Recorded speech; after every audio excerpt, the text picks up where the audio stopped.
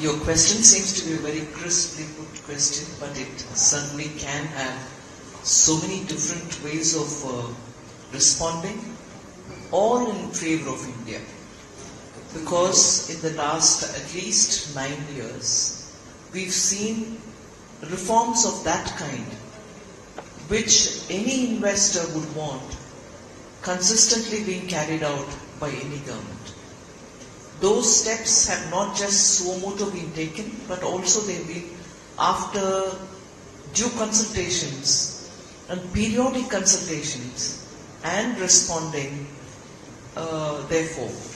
So the reforms are something which the investors are looking for because it gives them real confidence that the policy will remain consistent, that the systems will open up, the economy will be a lot more investor friendly, and therefore I think this consistent approach to keeping the economy a lot more attractive is the first point which I would like to remind the audience here.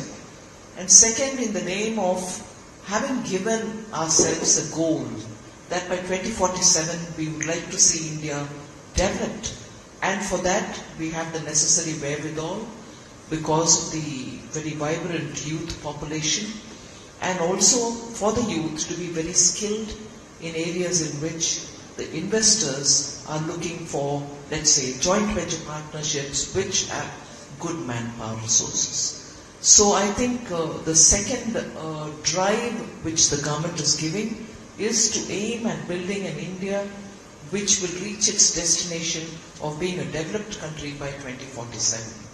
And for that, in this phase, the emphasis has been on 4 different issues. As you may know, Mr. Singh, that we are looking at infrastructure in a very big way, and government has always walked the mile in that in the last 3, 4, 5 years, consistently the public expenditure for infrastructure building has been ramped up significantly, and this year we've reached 10 lakh crores. So with infrastructure comes investment. So emphasis again on the second I would be on investment which will promote greater participation of both public and private. So infrastructure is not just going to be physical, such as the bridges or ports or any other airports and so on, but also digital infrastructure on which we are giving a lot of emphasis. So when I come to the next I, which I just mentioned, which is investment, we are looking for both public investment and private investment, and necessary environment, the ecosystem as we often refer to, for attracting private investment. And the global discussions which are going on blended finance is also something which we are looking at least because we need to have finance for so many different areas inclusive of managing the climate related issues. So that was my second I. A third I would be on innovation.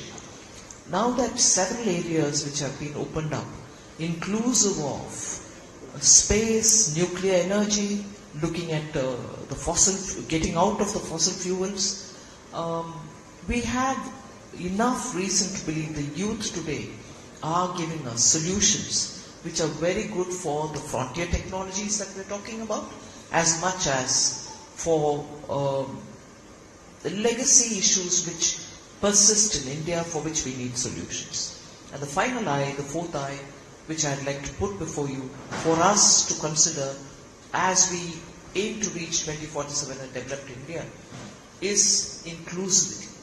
Making sure that every section of India, the common man, benefits by everything that we do, investment or reforms or trying to take schemes to the people. So these are the 4 I's I would like to place for your consideration, and for your consideration to understand that the government's efforts are towards reaching a goal which has been set for 2047, and the enabling environment, enabling ecosystem are being given importance. नमस्कार, मैं हूं मानक गुप्ता। अगर आपको हमारा ये video पसंद आया हो तो इसे लाइक और शेयर जरूर करें, और हां, हमें सब्सक्राइब और फॉलो करना ना भूलें। ताकि आप देश और दुनिया की कोई खबर मिस ना करें। तो जुड़े रहिए हमारे साथ और देखते रहिए News24।